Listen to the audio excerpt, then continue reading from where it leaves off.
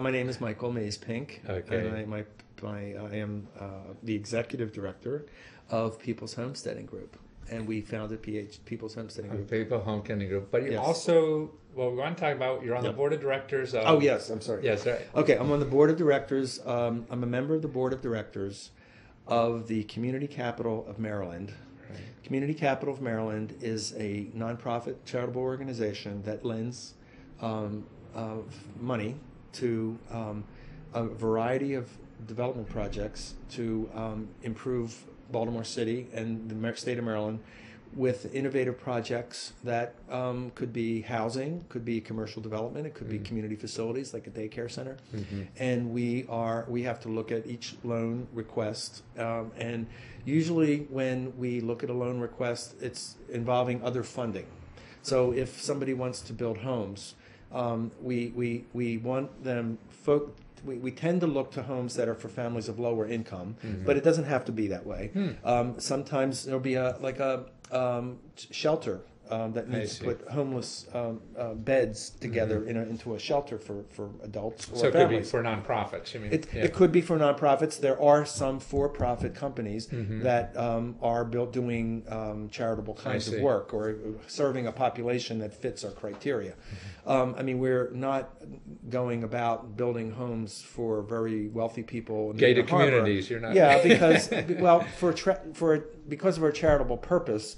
We can't do that. We decided that that's not our role. There are people who do that, but if say in some of those projects they want to build some homes for lower income families to kind of have a balanced or a mixed income community, that's a possibility. It doesn't happen often. Mostly it's people who organizations, nonprofit organizations, and for-profit organizations that come to us with a proposal, and we will look at the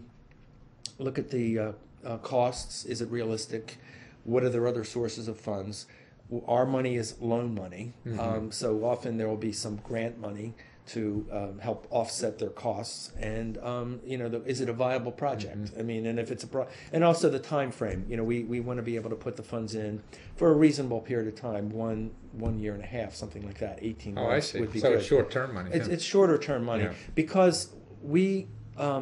An example would be the neighborhood of Patterson Park, which is an area about 6, 8, 10 In blocks Baltimore here. in Baltimore City. That's about 10 blocks north of the Inner Harbor, where there's been a lot of more upscale development. But the houses nearby also were very solid homes.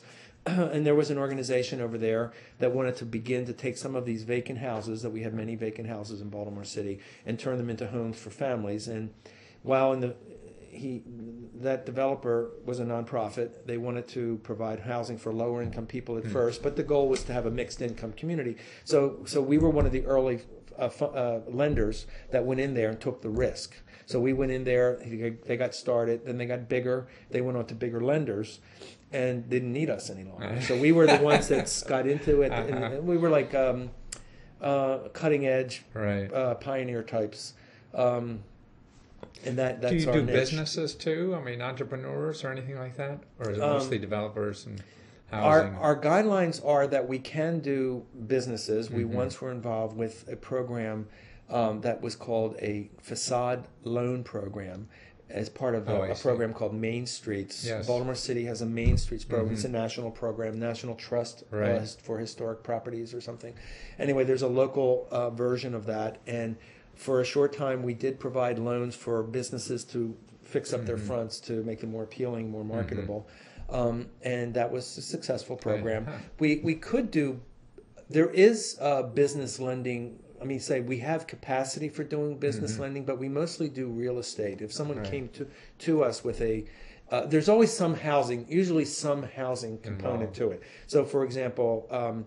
If you have, at a certain major bus stop, you might have a proposal to do shops on the ground floor, but above there would be housing. We could do that. So you people act like a bank in it's called community banking. Community banking, and it's the technical term for the organization, the type of organization is is a CDFI, Community Development Financing Institution. Now, I understand there's about 1,000 of these or something like that Yes. around the country. Right. Yeah, I understand them to be two basic kinds. One's where the one kind, like we are, is a straight nonprofit organization with a community banking Right. Perspective or program. However, there are, and some of them are large. Some of them are like $500 million. Wow. We're not that big, but Right. that there are some national organizations that have that kind of a base.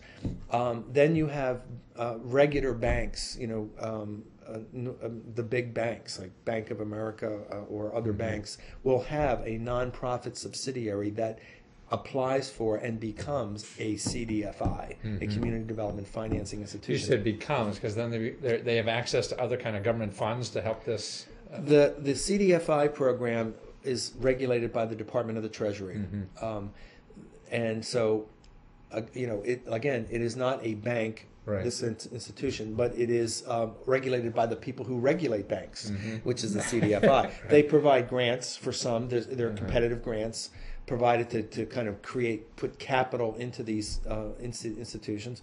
You can go on the Treasury website Right. and find that out and all that. Now, all these CDFIs, I mean, I assume that they're for to get money to people who traditionally can't get money somewhere else in more traditional ways. It's a more proactive way than saying to the banks, lend to everybody. Right. I mean, the banks have to, especially in the current climate, they have to go through a very strict underwriting criteria to do loans.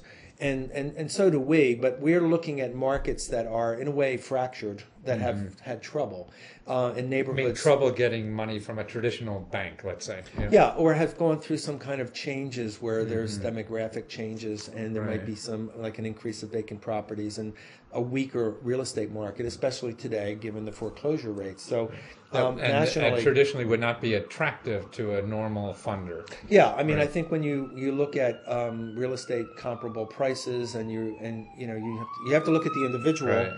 And there was a history of redlining by institutions to prevent loans. The legislation that makes that illegal was good, but it also just was a punitive thing.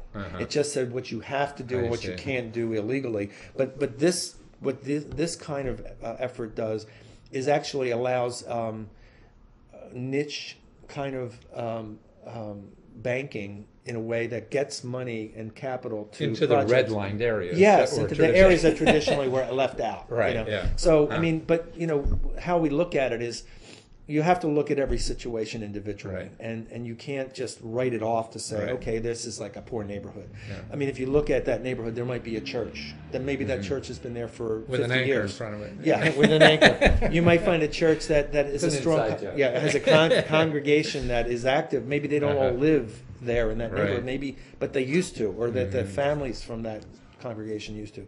So you have some vacant houses, and you have a church, and you have some businesses that are still there. You can knit together a project around that. And I think as community capital, we look at what are the local assets and what can you build around. In Baltimore City, there must be a dozen, maybe 18 significant nonprofit housing organizations. Wow. Some of them do other kinds of development other than housing, community safety or daycare, things like that. So there are capital needs. There are real estate development needs for these organizations. There are businesses that are, some of them are for-profit, some of them are non-profit, that build shelters for the homeless. I see. And they may be able to go...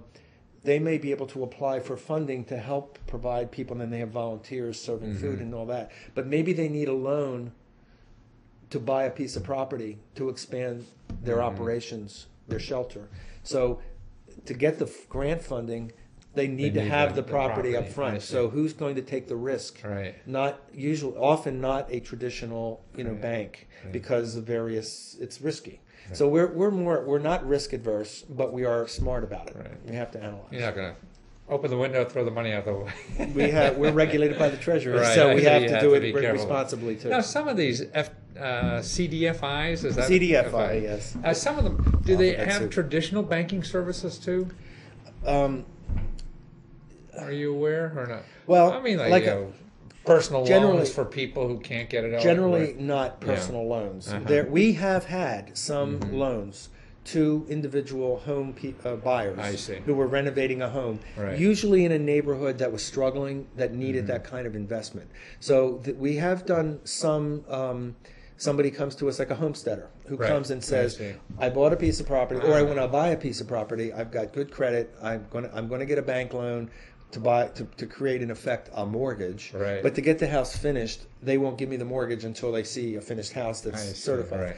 as up to code and, Right. and nice. So yes, we have done that. So like a bridge loan or something like that. It is exactly like Yeah. well. Our executive director is a banker, a former Mm-hmm. banker, and he is a finance expert. So Right. he's capable of putting together whether it's a bridge loan, a semi-perm. They have all kinds of names. I'm Right. on the board, so I don't deal Right. with all that. Yeah. But it deals. The question is whether there's the structure of the transaction is valid, and we can see at the end. Yeah. The end is the Well, takeout. It's like a normal bank in a way, but It is, you're just a but little more. it's more like a community. It's a commercial banking operation with a community focus. Yeah. That's what it is, and so it's So a you're little looking riskier. for your money to do. You balance it if it's doing good work or helping the community somehow. that they couldn't- Often government will back up some of these Yeah. social service type projects, or if it's even housing. Mm-hmm. There are various federal, state, and city grants in Baltimore City, Maryland, and state of Maryland federal that will provide just like the homeless shelter. If they could get the building, Right. they can put together a project that will pay off the loan and build the home, the shelter for people. Or if it's an individual, it's a project that has maybe 15 or 20 homes in it. The developer will sell those homes with support for the families from some government grant. Because the government wants to improve Yeah. that area, but the developer has to get the project finished, and that's first, where we yeah. would come in. So in other words, if you're looking around your neighborhood and say, "Oh God, there's a lot of things that maybe should be done here, and I don't know how to do it or finance," so maybe is talking to local CDFI would be a place to start investigating how some projects would be put together. Yes, Yeah. there is an organization called the Opportunity Financing Network, which we're a member of, and So that's a national it's organization. a national of all you guys? organization which Yeah. lists all these different Right. organizations, and you'll see, the big Yeah. banks will have Right. their members there, Right. and they will tend to focus maybe not on individuals, Right. but more on organizations and Right. developers. But it runs the range of size. Mm-hmm. You have super large institutions, and you have smaller, niche kind of Right. groups. So, the question is, what is the particular in a city in a larger city in a metropolitan area, you might have 5 or 6 Already have. different So possibilities. Would those 5 or 6 in Baltimore, let's say there's 5 or 6 in Baltimore, could they go anywhere in city, or they usually have a little niche? Well, like I'm saying, location? I think that each individual group will have their criteria. I see. They have their own, You yeah. might find that some focus on community facilities, Uh-huh. like daycare centers, Right. because they come with different dynamics Right. and whatever, Right. as opposed to a home sales project where you build a house, sell it, and then Right. it's out. Different from a rental project, or Right. a I rental see. home ownership. rental residential. Right, yeah. So, and then business, when you're doing business lending, you've got to take a lot more into consideration than selling a house. I mean, it's just. But many it's more all, the whole issues. focus is making a community better. Right. So no matter what it is. Now let's say, I just spent the last hour and a half walking around this neighborhood here and seeing all the great work he does, what their organization does. So tell us about what you guys do. With my own Yes, organization. yes. Okay, Forget the bank now. Okay. People's Homesteading Group is an organization that began in the 80s during a recession, during a double recession. See, in the best early time to start a 80s, business when yes. things are bad. Yeah, If you can make it through then, you can make it anywhere. And we began as a group of families working on vacant houses ourselves with our own work. We went to Baltimore City and said, you've got all these vacant houses, and we moved into one of them, and we let them know ahead of time, but we didn't quite have everything lined up in terms of the legality of it. But the city said, Details. the mayor said through third party said, okay, if they're going to be fixing up one of our houses, we'll let them go. I don't know that I advocate it today, but basically the city worked with us and allowed us to take on some of these vacant homes, of which at that time there were about 6,000 in Baltimore City, and to put in our own effort. That first home that we built in the early 80s, we built for about $12,000. Wow. And by the time the city got around to transferring the ownership to the homesteader who fixed up that house with all of us as volunteers, she had paid off that. It took about 3 years to get it, and in those years she paid it off. So you're saying you just moved she didn't into even have a mortgage house and fixed it up? Or That's how we started, yes. Really? We don't do that today. Did you hear that? Again, in jail nowadays. Again, well, we did it openly in the sense that we were trying to improve the neighborhood. We were trying to get the city to move, to use the homesteading program that they had, tended to be for families who had more means than our families who are very poor and living in public housing, who were on welfare and wanted to get off welfare. And every one of the 45 first families that we got into homes, it was only the first 2 homes where we did that. I just want to make that clear, since I think the statute of limitations has passed on trespassing. But anyway, we started it because we wanted to say to the city, look, it's possible for a family of very poor background who wants to work on these homes. And this was before the Habitat for Humanity organization started, and they taken that model forward, which we love in Baltimore. There are 2 habitats that we work with and love, but they tend to do that kind of thing more than we do now. We transformed ourselves into a more conventional community developer. But what we do now is we focused on one neighborhood, a neighborhood that's very challenged in terms of vacant homes and vacant lots, and we brought all our ideas of the first 15 years, 20 years almost, of our organization to one place. It's a place that's not far from neighborhoods that are more well-to-do and that get worried because of a poor neighborhood that's located next door. But there are opportunities here because the prices of homes that we can renovate here, people can get a big house for a third, maybe half the price that they can get something a mile away. Wow. So part of the idea is to improve the city, take over those vacant houses that are sitting around and that are structurally, many of them are still sound, and then to work with, to do other things. Because of the crime situation, we've built gardens that tend to suppress drug sales at corners. Those guys leave and go somewhere else, and then the neighbors come out and do some gardening. And putting up a fence and a little gazebo, and all of a sudden you have flowers in the spring, and it's beautiful. So all of those things together, and again, I mentioned earlier the churches that are still churches with strong congregations, but they're only there one day of the week. So the idea is to attract some of those congregants from the churches to buy a house there across the street from it and come back and to build more of a village neighborhood situation, and that's still possible in Baltimore. Property that's popping up all over, does that help or hurt the kind of work you're doing? We started when the values of properties were so low, people would give you a house. I see. Wow. They would donate a house to us as a charity. Wow. And they would take it, like people are doing that with cars now. Right. Donate your car, you get a write-off. People would donate a house, and then the question would be, is it worth $2,000 or $5,000? That was on them to decide. IRS, I don't remember. Some people said it was worth $5,000. But anyway, the point was, when we would buy a house, I'm talking about the 90s, the 80s, even the early part of the decade in this area, we bought a house for $1. Wow. Because the person wanted to get out, and then what happened was the housing bubble brought into Baltimore a lot of outside investors. And they didn't discriminate between, this is like the rich area and this is the poor area. They just came in and all the prices went up. So for example, on the same block, which we took a tour of, we got houses for nothing. In 2001 through 2003 and 4. From 2003 to about 2007, the prices went from $0 to $72,000 for a vacant house. No kidding. Yeah. And that's documented on the tax. Then when the crash happened in 7 and 8, the same houses, the same kind of house, we put in a bid for $18,000. So it didn't go down to $0, which is a good thing. It's a long way it's from a very 72. good thing. But it was that bubble that changed perception. Even in a neighborhood that is really struggling like ours was, it's turned around to the point where we're renovating homes and selling them almost at average rates, which is a good thing because the city benefits from getting property taxes, and the neighborhood benefits because there are people investing in these beautiful historic homes. Yeah.